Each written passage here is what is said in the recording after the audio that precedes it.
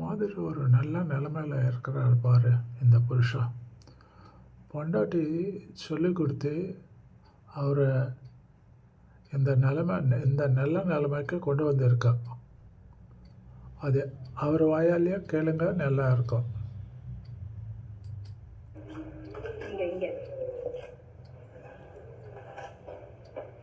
Sir வணக்கம்.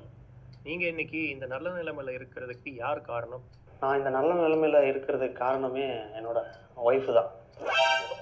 ஏன்னா எனக்கு கல்யாணத்துக்கு முன்னாடி ஒன்றுமே தெரியாமல் இருந்தது. எனக்கு எல்லாத்தையும் சொல்லி கொடுத்தது என் ஒய்ஃபு தான். கல்யாணத்துக்கு முன்னாடி எங்கள் அம்மா அப்பா எது பண்ணாலும் என்னோட நல்லதுக்கு தான் பண்ணுறாங்கன்னு நான் நினச்சிட்டு இருந்தேன். கல்யாணத்துக்கு அப்புறம் ஒய்ஃபு தான் சொன்னால் அவங்க எல்லாமே பண்ணுறாங்க, அது உன்னோட நல்லதுக்கு இல்லை, உன் அண்ணனோட நல்லதுக்கு தான் பண்ணுறாங்க அப்படின்னு.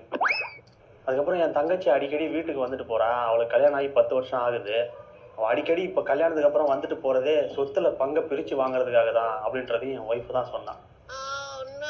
என்னுடைய சொந்தக்காரங்க வீட்டுக்கு அடிக்கடி போகிறது, ஃப்ரெண்ட்ஸு கூட அடிக்கடி வெளியே போகிறது, இதனால் என்னோடய மரியாதை வெளியே கெட்டு போகுது, பணமும் அதிகமாக செலவாகுது அப்படின்றதையும் என் ஒய்ஃபு தான் சொன்னான்.